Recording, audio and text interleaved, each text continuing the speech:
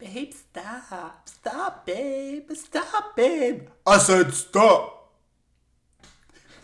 And welcome back to episode 32 of Crips and Corks. I'm your host, DJ, here with my co-host, Paul, as usual. I just love that so much. I said stop. That's a good vibe. I'm gonna one day you're just gonna hear me in a meeting go, I said stop. People would be shook. especially my voice going that low. Right. They'd be like, I didn't know she could do that. That's crazy. Guys. I said stop. Oh, Paul, how are you? I'm doing great, It was a good week. It's finally warming up. It's springtime. Spring's my favorite time of the year. I love the flowers blooming. I love the warm... Honestly, there is nothing like that first, warm day after all those cold months. I agree. And... Well, are you talking about the first warm day, or are you talking about the first in a series of warm days? I guess the first in a series. Yeah, because in Pittsburgh, we'll have an 80-degree day in February, and then it's a blizzard the next day. Right, exactly. But, I kind of did myself a little dirty this week. Oh? And I don't know how, I mixed things up or whatever. But I won't tell you guys the episode topic yet. But for some God knows why reason, when DJ told me, I thought he meant Sandra Lee instead of what we were actually talking about. And the way I spent 45 minutes of my time on God's green earth Googling Sandra Lee paranormal and only finding baking shit, only to find out we're not talking about Sandra Lee today. No, we are not talking about the ex-girlfriend of disgraced New York Governor Andrew Cuomo. I probably shouldn't have DM'd Sandra Lee asking how haunted she was. I hope you did. Could you imagine? But still, I spent a good 45 minutes trying to find haunted shit about Sandra Lee, only to find out she's just a baker. There's nothing haunted about that bitch. No. She only bakes. I did myself so dirty. And honestly, when you guys hear the topic for this week, you're going to be like, how the heck did Paul get Sandra Lee from this name? I am embarrassed. I owe the community a formal apology. And that's time I'm never going to get back. And for those at home are wondering, she's just a fucking baker. There's nothing supernatural about her. But that's besides the point. DJ, how was your week? I definitely did not do research on Sandra Lee. I only did research on the topic we are covering. I'm fine. I hate grocery shopping on Saturdays. I had to stop at the grocery store before this to get a few things, and it was just miserable, people hitting you with carts and shit. Honestly, same. One thing about me is I'll avoid a grocery store on the weekend like it's the plague. I tried to, but I was just you know what? I just have to get a couple things. I'll just run in on my way over to Paul's. And it was just not the thesis. And I was rubbing my eye and I tore something. Which is why I'm looking at you with one eye. Even the parking lot of a grocery store on the weekend is oh my god, numb. Yeah, I nearly got rear-ended but it was nearly a rear-end thing. Mm-hmm. Because I'm pulling out. And I'm going nice and easy in case somebody's walking, trying to see everything. And this bitch behind me, I literally, in my backup camera, as I'm pulling out, watched her start her car, throw that bitch in reverse, and heard her rev her engine. Oh, that's crazy. So, I'm, inching out, and she, revved it till she was almost on top of my bumper. She lays on her horn like I did something wrong. Oh my god. So, do you know what I did? What? I continued to reverse until there was an inch between us, and then I put my parking brake on. Yo, you said, I'm standing my ground. Yep, You said, and she's sitting there with her horn on, and I started to open my door. Mm-hmm. I was going to get out of my car and go You saw me pulling out first. I'm not getting back in my spot for you. Damn, and that's the hill you're gonna die on. I opened the door, and I saw her put it in drive, and she pulled back in her spot. She said, "We're not doing this And today." then I put it in reverse, and I pulled out into the lane. Mm-hmm. And I just sat there for a minute, and then I drove off. Damn, you really showed her. She said, "Oh no, let me not do this." No, during that minute, I thought about, what if I just got out of my car, put the flashes on, got out, walked to her driver's side window, and go, "Ma'am, this is a giant eagle. There is no need for that." Okay, that would have been low key. Oh, sorry, iconic. Don't worry, I'll bleep that out. Yeah, so that was my week. T.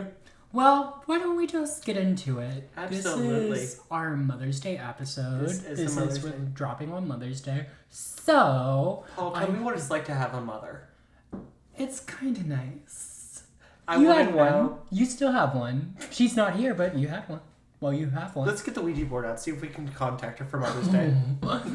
But we have to get into our hot guy of the month for Mother's Day. Oh, our hot guy of the month is a mother. She is. Our hot mom of the month. Reba actually has one son named Shelby. Does she? Yeah, which... I was reading up on her a little bit yesterday, and I thought she just had stepkids. Nope, she has a son named Shelby that she had with her ex-husband. He's about our age. I think he was born in 1990, if I remember correctly. A little bit older than But us. honestly, low-key progressive naming your son Shelby. Yeah.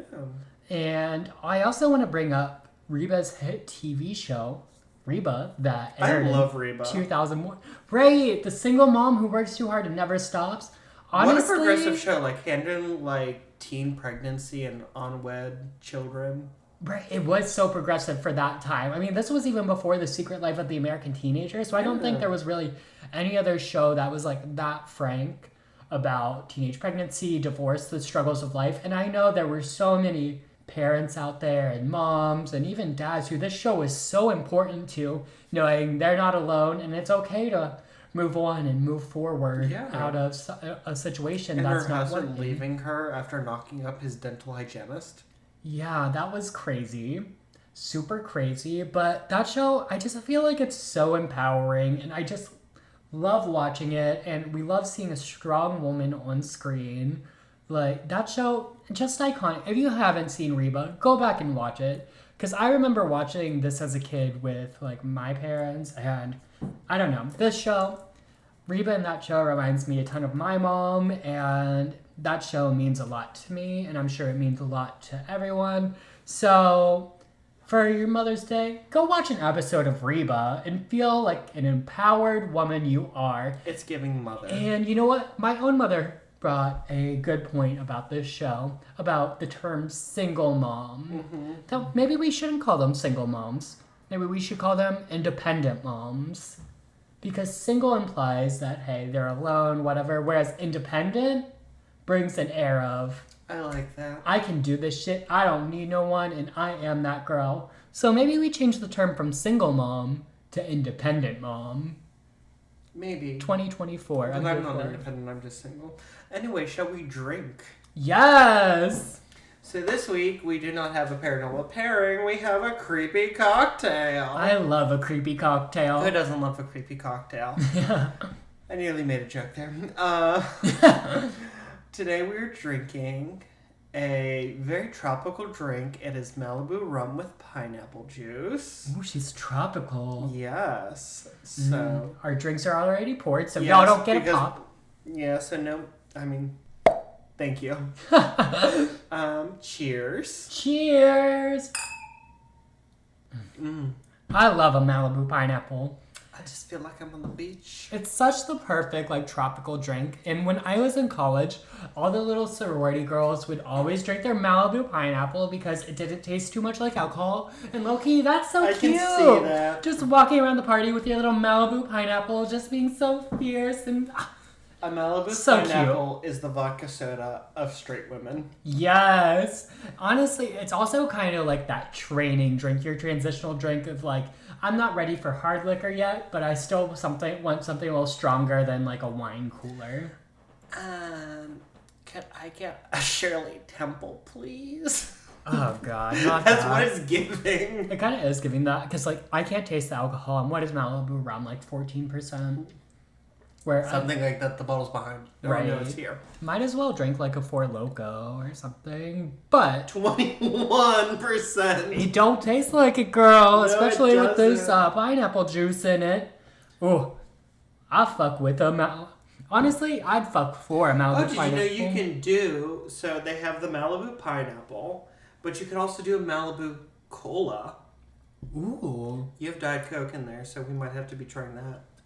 And you know, we love a good DC moment, a good Diet Coke moment, as we learned when Terry Yummy was Hot Guy of the Month. I think they knew it before then, but... Period. All right, Paul. Let me tell you a story. Let's get into it.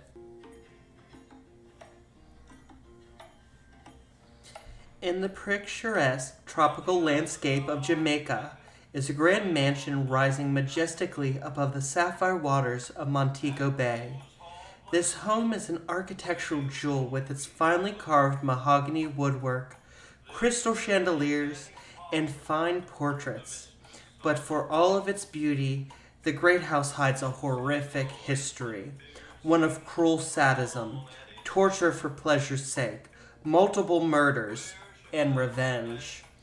Today we're discussing The White Witch of Rose Hall. Okay, this sounds like a crazy story. It is a crazy story. All those things you just mentioned, insane. Insane. That was Johnny Cash in the background. Johnny Cash. Okay, period. The one, the only Man in Black. Okay, hopefully we don't get copyrighted. I was talking over it, so I mean, I really don't think they could. Period. Try to come for us, bitches. All right, before we begin with the story at large, I do have a trigger warning. Okay.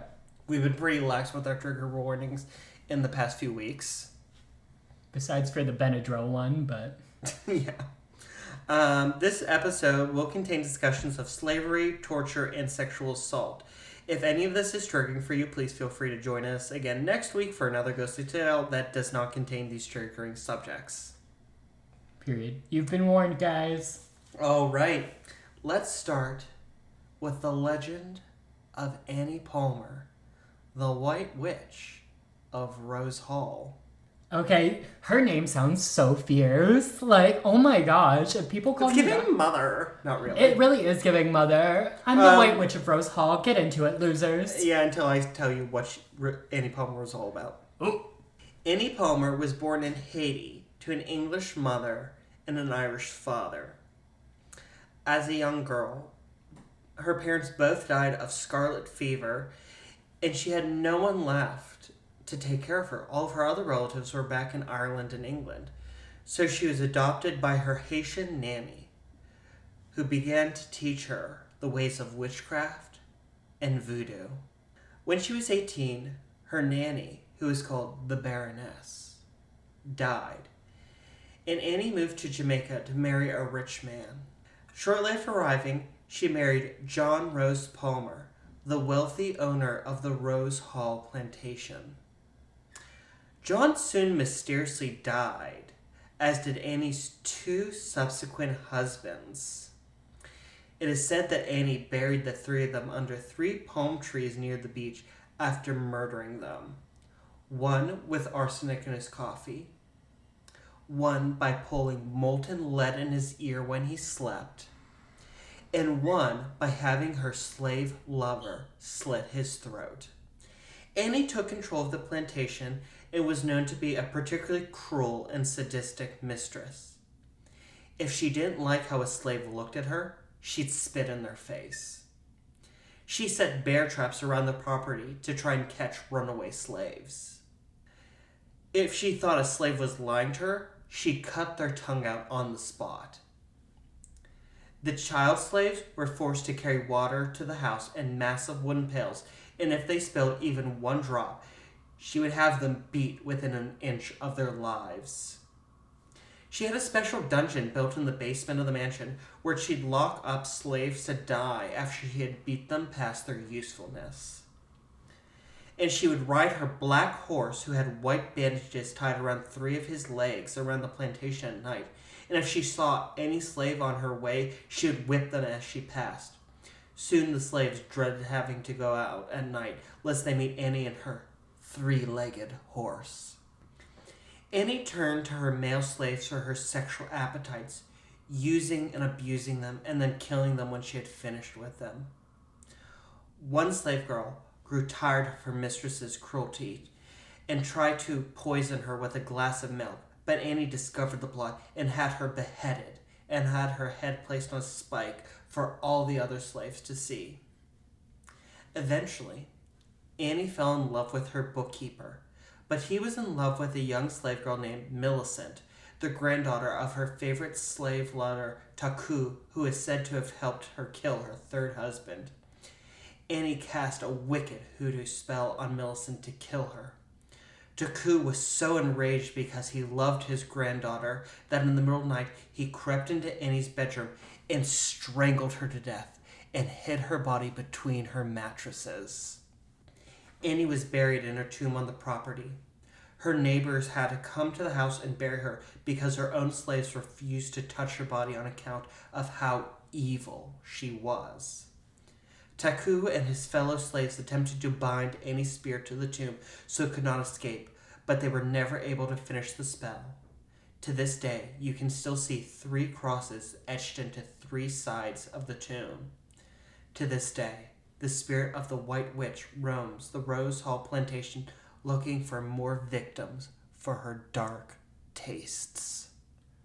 Why is this not a movie? This is insane. Okay, this started out like low-key kind of fierce. Like, she was raised by a voodoo priest or voodoo person, and she learned... Voodoo priestess. We talked about this on Zombies. She learned about voodoo, she was into magics, and then it just... Man, did it take a turn, because I was like, girl, she's fierce. You're like, mother! Right, and then, oh god, did she turn out to be awful. It's like when your favorite creator gets canceled. Yes, I mean, this is a good point. When I'm saying the White Witch of Rose Hall, a very outdated term... Very outdated terms for white magic and black magic. Yeah. It is now light and dark magic. Mm-hmm. But when they say white magic, they're not using that outdated term for good magic. They're saying she was a Caucasian witch. Practicing their way. Yes. Colonizing their magics. But at the same time, she learned from a young age from someone who was like, probably, yes. I assume, she was raised in the culture. Right. So at that point, is it cultural appropriation? They were remarking on the color of her skin. Oh, yeah. She was a white woman, and she used her white privilege to use her hoodoo for evil. She sounded like a truly awful, horrible lady. Those things she did... Like, they need to make this into a movie. Why are people not talking? Because this is a crazy story. This needs to be on the screen. This needs to be in Blockbuster, girl. Someone is missing out on millions of dollars. Come on, Blumhouse. Well, let me tell you a little bit about Rose Hall Great House. It is a Georgian plantation great house in Montego Bay, Jamaica. Okay. It is regarded as one of the country's most impressive and beautiful plantation houses. Many people regard it as the greatest of the great houses in Jamaica. And when I say great house, this is like where the plantation owners lived when Jamaica was full of the sugarcane plantations. It was built on a plantation of 290 acres of cane land, originally purchased by Henry Fanning in 1742. Okay. Henry Fanning obviously was an Englishman because Jamaica at the time was an English colony. Yeah. In 1746, Fanning married Rosa Kelly, with whom he had made plans for a grand mansion, but he died a couple months into the marriage. Oh. But is this one of the people who died of the mysterious death? Or was he not even married to her? So, he was an Englishman who was living in Jamaica, and this was a time when there wasn't a lot of medical knowledge. Yeah. And there were various fevers and diseases that happened in the Caribbean that the European colonizers were not used to, and they would succumb to very quickly. That makes sense. Rose inherited the estate and married George Ashe, with whom she completed the mansion at a cost of $30,000. It's probably like $2 million our money. Probably. After They had inflation. the floors are all hardwood mahogany. They had hardwood mahogany carved woodwork in the house, crystal chandeliers. They had artwork imported from Europe. They had furniture imported from Europe. And it's said that the now Mrs. Ash Rosa's, her apartments were done up in gilt and gold, which is expensive. Well, yeah, for sure. So they were like really taking what was done by the aristocrats back in England and doing it in their own mansion. Okay. In 1752, Ash died, and the next year, Rosa married Norwood Witter, who was another plantation owner. However, all he really did was spend a significant portion of her fortune before dying in 1765 and leaving Rosa in debt. That sucks. That's crazy. But in 1767, she married John Palmer, who owned the Palmyra plantation right next door. He was her neighbor. Ooh, I know a little bit about that. And they were married for close to like 25 years. I think 23 years they were married. 23, 24 years. When Rosa died in 1790 and she left Rose Hall to John. Now, John really loved his wife. This was his second wife. He had 2 previous sons, but he really loved Rosa. And in the local church, he had erected a beautiful memorial to her. Oh, that's nice. In 1797, John died and left both estates in trust to his 2 sons, who were back in England. Neither son had children, nor did they ever leave England to come to Jamaica to claim the estates. And when they both had passed, by 1818, it passed to their John's great-nephew, John Rose Palmer. And in 1820, John Rose married Anne Mary Patterson. So I'm going to jump ahead now. Okay. Into the hauntings. This is a little discombobulated episode. There's a lot going on. Okay, that's fine. We'll try and keep up. We're feeling freezy breezy in the tropical winds of Jamaica. Easy, breezy, beautiful cover girl. Exactly. Maybe she's born with it. Enjoy your Malibu pineapple and just go along with it. Yes, God. So to this very day, locals are extremely weary of the former plantation, which is now a tourist attraction and a golf resort. Not golf. Yes. Jesus. So I went on their website for research and like I pulled it up and I was like, oh, they have a crest. Like how beautiful. And then I get it, it's like 2 golf clubs crossed. Oh, I would be so sick if I put all this effort into this plantation. Wait, let me pull it up. And they made it into a cheesy golf course with a golf club crest. Oh, I'd be so sick if I was that ghost. I'd be so pissed. Girl, they really did her dirty. So it is 2 golf clubs crossed. Underneath there are 3 golf balls. Out of the center of the 2 golf clubs crossed, it's a rose. And over top, they have a drawing of the mansion. That's crazy. It is giving white privilege. They said, let's make this beautiful place as cheap, as campy, as touristy, and cringy as we can. Montego Bay is like the big touristy part of Jamaica. Like that's like if you're rich, that's where you go. That would make sense. Oh, I'd be so sick though. But yeah, the Rose Hill Estate, it is now a tourist attraction and golf resort. It is home to the Cinnamon Hill golf course. Ooh. Cinnamon Hill was the name of a neighboring plantation which was absorbed into it. Mm-hmm. And that's where Johnny Cash lived. Oh, okay. Period. Which is why I played Johnny Cash at the beginning. Hence the intro. Awesome. But yeah, locals are really weird of this place. Like, this is known as, like, Jamaica's preeminent ghost story. Oh, really? Okay. Mm-hmm. Because remember, when we talked about zombies and we were talking about voodoo, I didn't really get into, like, if the Jamaicans practiced voodoo, but, like, this was a woman who did Haitian voodoo. Mm-hmm. So, even if they do, it's something different. Right. from what they do. Okay. In the mansion, which was painstakingly restored in the 1960s and 70s, because it had fallen into ruin, employees will hear footsteps throughout the house when they are alone. So can you imagine like being upstairs in like Annie Palmer's bedroom and you hear somebody coming up the stairs? That would be so creepy. Like Taku coming to kill Annie. Oh my god. I don't like that. One groundskeeper noted that when he had to walk past Annie Palmer's grave at night, he would hear clicking from within the tomb as if she was trying to get out. Click, click, click, click, click, click, click. Ticka, ticka, ticka, ticka, ticka, ticka, ticka, ticka, ticka. Who needs a soundboard? I'm a soundboard. Girl, it would be so creepy. I don't know what I'd do if I was in a graveyard and I heard some noises from inside a crypt. Ooh, girl, that's why we keep our crypts tight, girl. The custodian who like takes care of the house said that ghosts take over the house around 6 p.m. when the tourists stop.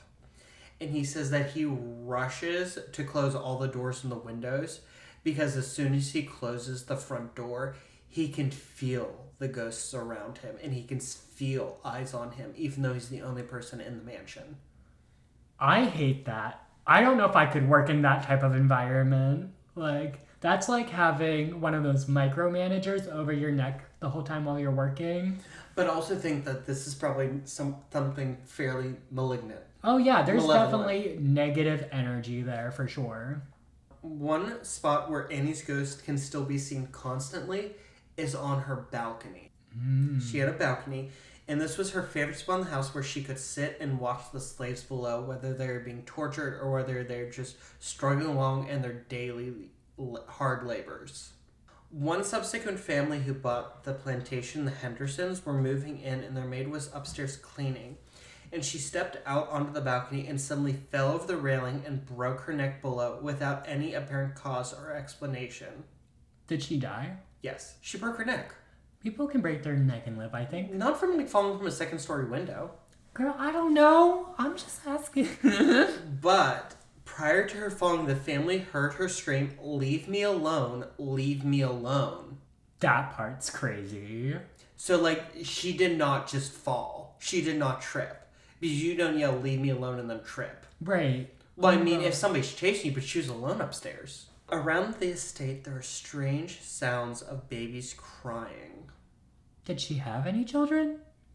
Annie was said to have taken the babies of slaves and killed them to use in her voodoo practices. That is awful. There are some stories of where she would take the newborn baby right off the mother and she would tie the newborn to an anthill. What? That is probably one of the most sadistic things I've ever heard. That's like, that woman was insane. Annie is said to manifest herself in the appearance of a cat and will make the baby crying noises to attract attention and then attempt to attack those who come near. I am convinced that she is not human. She is probably a demon or something else is inhabiting this. Even when she was alive, there had to have been something inhabiting this. 'Cause Samantha, like, I know there's some sick puppies out there, but even just like her inhabiting the cat and taking the form of a cat and doing that, that's like some demon shit. People, employees, golfers, and tourists alike have said that they feel as if they're being watched in empty rooms, especially in one room where there's a portrait supposedly of Annie, whose eyes follow you as you walk around it. Oh, the classic eyes moving in the painting. The ghost of Annie was even witnessed by music icon Johnny Cash, who owned and lived at the neighboring Cinnamon Hill Great House. Johnny was so touched by the experience, he wrote the song The Ballad of Annie Palmer. Okay, I don't know about him giving her that attention after she did all that, but maybe she like possessed him a little bit after seeing that. Maybe it wasn't him. Maybe he was possessed a little bit by the ghost. Let me read you the lyrics. Okay. On the island of Jamaica, quite a long time ago, at Rose Hall Plantation, where the ocean breezes blow, lived a girl named Annie Palmer, the mistress of the place, and the slaves all lived in fear to see a frown on Annie's face. Where's your husband, Annie? Where's number 2 and 3? Are they sleeping beneath the palms beside the Caribbean Sea? At night I hear you riding, and I hear your lover's call, and I still your presence around the great house at Rose Hall. Woe, if you should ever go to see the great house at Rose Hall. There's expensive chairs in china, and great paintings on the wall. They'll show you any sitting room, and the whipping post outside, but they won't let you see the room where Annie's husband's died. Where's your husband, Annie? Where's number 2 and 3? Are they sleeping beneath the palms beside the Caribbean Sea? At night I hear you riding, and I hear your lover's call, and I still can feel your presence around the great house at Rose Hall. I think that's interesting because at nighttime people can hear me riding too. But it's probably a much different noise than a horse. You know, this pineapple juice is probably really helping you with that. Oh, yes. Trust and believe. But no, in all seriousness, I do think it's interesting that he heard the ghost of her horse riding around and things at nighttime. Like, really is interesting how active this place is and how paranormally charged it is. I would love to visit. I don't know, like, there's probably, maybe the Conjuring House in America would probably be one of the places that compared to it, not story-wise, but just how much energy there is at this place. So like I said, Johnny Cash lived next door at the Cinnamon Hill Great House, which is now that property. So in the 1960s, Michelle Rollins, who was Miss USA from Delaware, she brought the former Rose Hill estate and Cinnamon Hill. And she sold Cinnamon Hill to Johnny Cash and his wife June, where they turned the Cinnamon Hill Great House into a vacation home, and they lived there for many years. And when both Johnny and June died, the Rollins family bought Cinnamon Hill back and incorporated it into the Rose Hill estate again. Okay, interesting. And so now what you can do is you can tour Rose Hall, which is completely restored to its the 1700s glory. Yeah. With fine floral wallpaper, crystal chandeliers, this beautiful hardwood flooring, and all this beautiful woodwork, beautiful furniture and paintings. Or you can tour Cinnamon Hill, which is maintained as Johnny and June Cash had it, and you can see all their paraphernalia. There's a pair of shoes that Johnny had kicked off into a corner and just left there. Johnny Cash is dead, right? Yeah. Okay. Or you can bundle them and tour both. Now, quick question. I don't know if you know this or not, but in Johnny Cash's song, he references a room of the husbands that people aren't allowed to visit. Is that still the case that people aren't allowed to see this room, or was it just musically, or? I think musically, because he wrote the song in the 70s before I think they opened it. Okay. Or probably where they were still restoring it. Mm-hmm. I didn't watch a tour video to see what the tour's like. Mm-hmm. But I do know that the upstairs room, nobody stays there anymore. The rooms are all done up as they would have been in the 1700s. And I know, in Ghost Adventures, one of the things they did was, I think one of them, I'm not going to say which one because it's been so long, laid down on what is said to be Annie's bed and, tried to tempt her. Do what to her? Tempt. Okay, tempt her. Okay. So, Paul, yeah. Do you know if, he tempted her? Do you know if she came or anything? I think, it was probably Nick, because Zach just makes Nick do everything he doesn't. He's too scared to do himself. Yeah.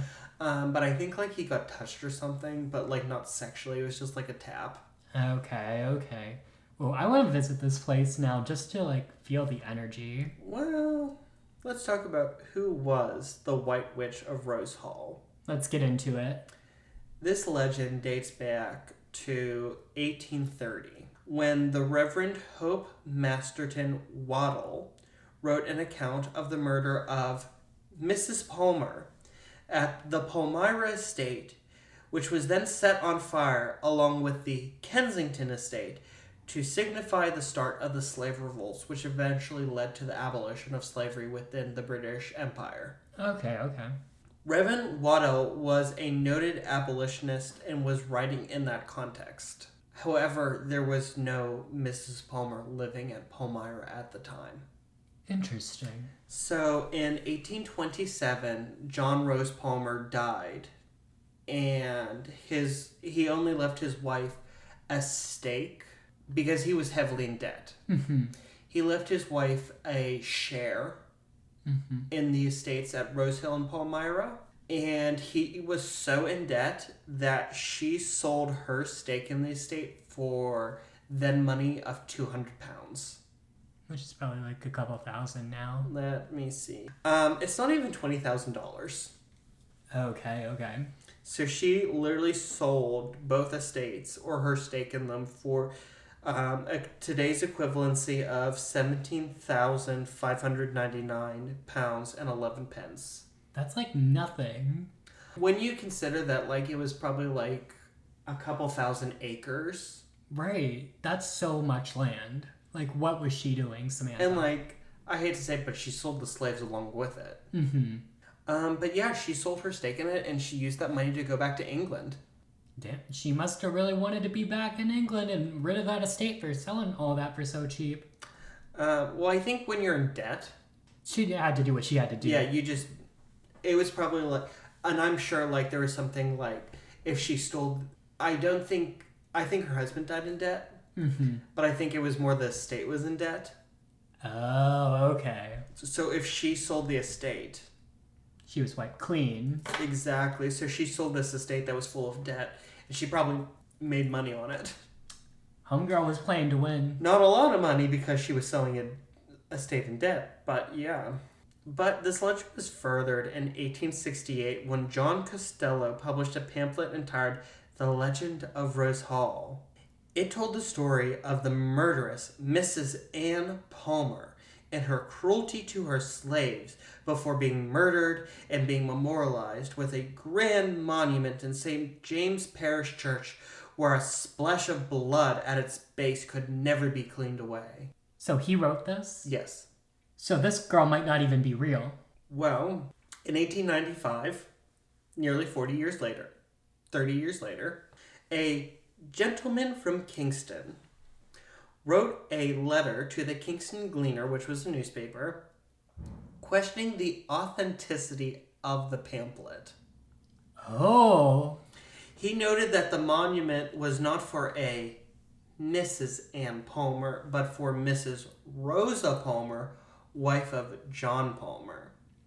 He also noted that the inscription read, "Her manners were open, cheerful, and agreeable, and being blessed with a plentiful fortune, hospitality dwelt with her as long as health permitted her to enjoy society. Educated by the anxious care of a reverend divine, her father, her charities," so her father was a priest. Mm-hmm. "Her charities were not ostentatious, but of a nobler kind. She was warm in her attachment to her friends, and gave the most signal proof of it in the last moment of her life. This tribute of affection and respect is erected by her husband, the Honorable John Palmer, as a memento of her worth and his esteem."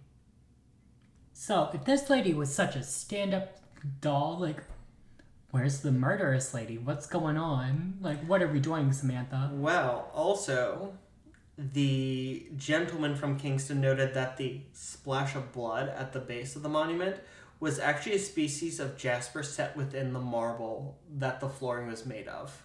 Oh my god. Jesus. What are we doing? However, gentleman's, he was anonymous, was countered by a letter written to the same newspaper by the purported overseer of the Rose Hall plantation, who himself witnessed the horrors of Mrs. Ann Palmer, an Irish immigrant who mysteriously and murderously rose to be mistress of the estate. Okay, this is just... I need records. Was this lady real? Just go with it, Paul. Easy breezy. Drink your Malibu and pineapple. Oh my god. Okay, let's keep going. This letter was disputed by a C. Plummer who wrote that the story was incorrect as the monument was built to Mrs. Rosa Palmer. Not the plumber. The overseer replied to, I'm just living for this 1800s drama. Right, this is the tea.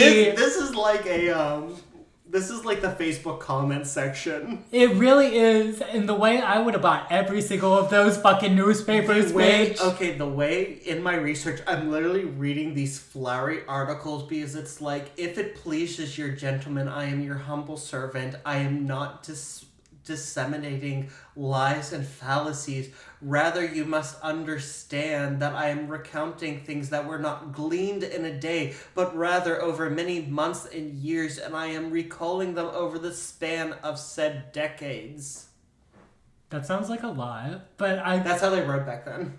I bet back then that was very period. They were like, okay, she ate that. The overseer replied to Mr. Plummer that he worked for a Mrs. Rosa Ann Palmer, who was the daughter of an Irishman, not an Irish immigrant. Do you see what's happening? Shit's changing. Mm-hmm. Stories are changing, girl. This led to a flurry of letters to the Gleaner from people seeking to either defend the late Mrs. Palmer, whether Rosa or Ann or Anna or Annie, Whatever her fucking name was. or defame her.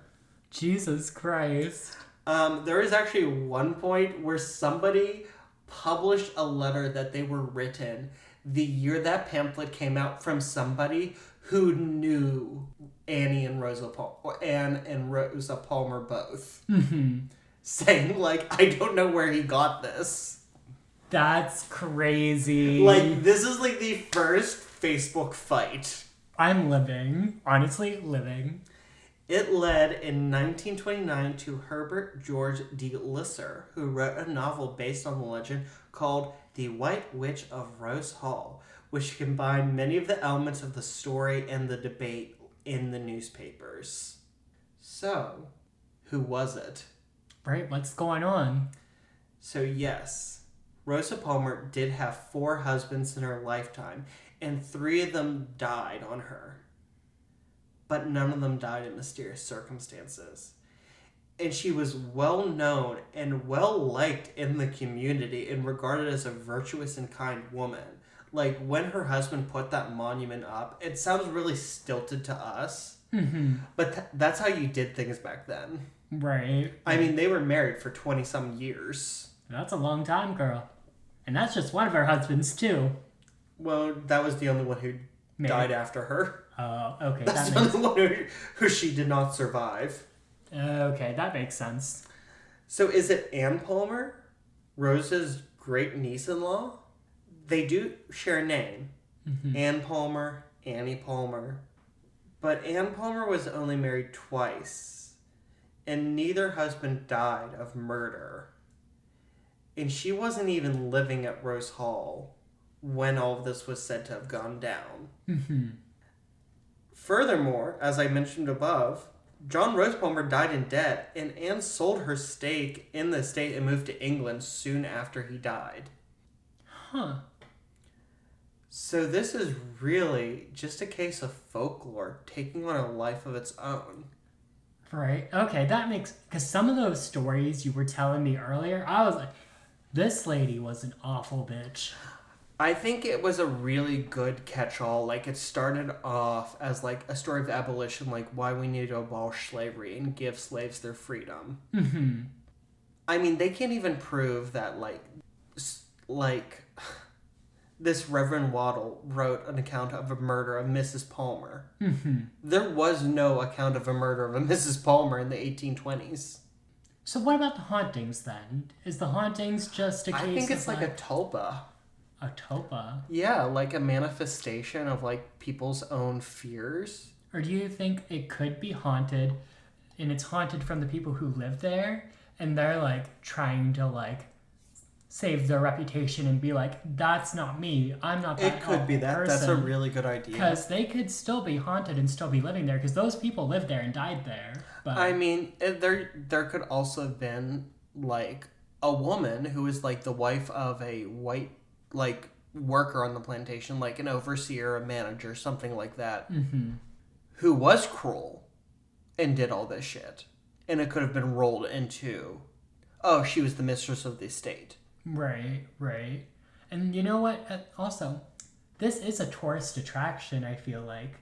So, like, could you imagine, like, dying, being a good person, and then you have people coming through your house every day, and you're a ghost, and these people are talking all this shit about you? Girl, I'd feel some sort of way. Yes, and I thought it was really, really... This was, like, so astute. I loved Downton Abbey when it was on. Mm-hmm. And do not laugh. I did, like, during the off-seasons, I would read, like, Downton Abbey fan fiction to get my fix. That's okay. But and it started out with, like, Lady Mary, who was, like, the oldest daughter of the family. Mm-hmm. And it was, like, set in the 70s, so, like, 50 years after the end of the series. Mm-hmm. And she was now, like, this old woman. She was, like, nearly 90. And the estate had been sold and it was now a tourist attraction. She was going back. And she was walking through on a tour. And nobody knew who she was, that this was, like, where she grew up, where her parents lived, where she lived with her sisters, where she got married and lived with her husband, where she raised her children. And during one of the tours, they mentioned, like, oh, and this is the bedroom where a Turkish diplomat died in the bed of the daughter of the family, Lady Mary Crawley. Mm-hmm. And she's just like, oh my god, I did so many other things in my life and we're still talking about this. Right, exactly. Like, And I thought that was, like, so astute because, like, that's really, like, what we latch onto. Right. It's giving Hamilton, who lives, who dies, who tells your story. Exactly. Very that. This was such an interesting story. Is there more to the story? Or? I was just going to say, so who exactly is the White Witch of Rose Hall? Is she fact? Is she fiction? But no matter what, this story definitely enriches the beautiful structure of the Rose Hall Great House. It makes it not only the most famous of Jamaica's great houses, but definitely one of the most interesting and beautiful. Right. And I'd still love to go there and feel the energy and just feel what it's like. Also, the dungeon that is said to be in the basement isn't there. There's no dungeon? The dungeon was actually in Cinnamon Hill, Johnny Cash's house. There was, like, a jail cell in the basement. We know what Johnny Cash was doing. But, I mean, in history, it was recounted that even though, like, Rose Hall and Palmyra were together, all the slaves didn't live at Rose Hall. They were sent to live at Palmyra because it was... So, like, it's on a hillside. And Palmyra was further up, and it was considered to be, like, more... It was better because it was less in the open, farther from the sea. Yeah. So that's where people tended to live, like the slaves and such. Okay. That makes sense. Gosh. It just goes to show you, like, you can't believe everything, you know? Just because something's folklore, or even if it's just like, oh, this is a story that's been passed down by generations, doesn't mean it's tea. You know? It's an amazing story. Oh, it is a very good story. It, like, sends chills up and down your spine, but, like... Right. There's also something to be said about the power of suggestion and hearing this story and then going in thinking something's going to be negative. You know, the placebo effect. Exactly. And I hated to be, like, the bearer of bad news, like, at the end and be like, yeah, it's probably all fictional. Right. But also, I think it's very unfair to both Rosa and Ann Palmer to be defamed. Right. And to not have their true stories told. Exactly. And you know what, we're saying this, but there's still a chance that they're actual ghosts. Could still be there. Yeah, absolutely. So, I would definitely love to go back there. And also, like, so the house was in ruins when Michelle Rollins bought it. And, like, she restored it. And, like, there's this painting, it's like, oh, that's Annie there in the red. But it's a picture of, like, a young woman with a bunch of children. She didn't have children, did she? Not according to the legend. And I don't know if Ann Palmer did have children. I know Rosa Palmer did not. Just because she's married 4 times, no children to leave the estate to. She might have had children that predeceased her. Maybe. But I'm pretty sure, like, during the restoration, she was just, like, buying artwork that looked nice and was period appropriate. Hey, I wouldn't doubt it. And she could easily be like, oh yeah, that's her. Yeah. Meanwhile, she found it at the Goodwill down the street. I mean, it would be so easy for me to, like, go to a Goodwill and, like, find an old painting, like an old portrait, and just be like, this is my great-grandmother, Julieta. That's Grandma Powers. She... That's great-grandma Julieta. She single-handedly got women the right to vote.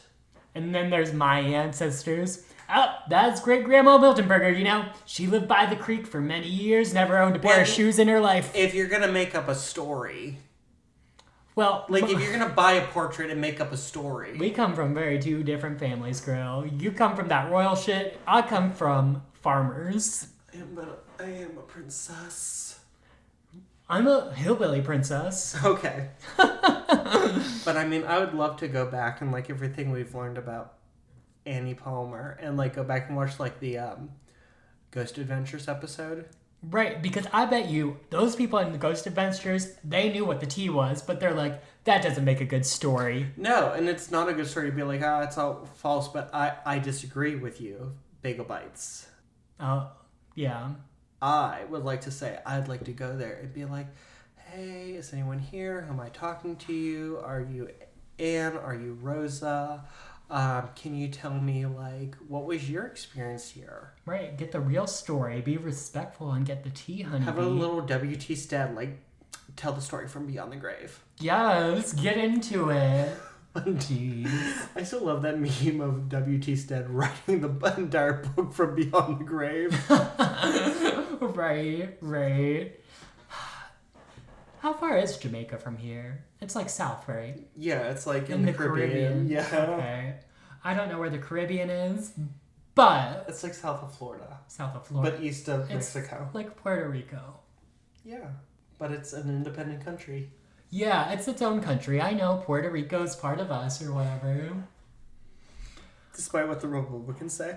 Anyways. Anyway, before I get myself in more geographical trouble... Paul... That's the White Witch of Rose Hall. No smash or pass? No.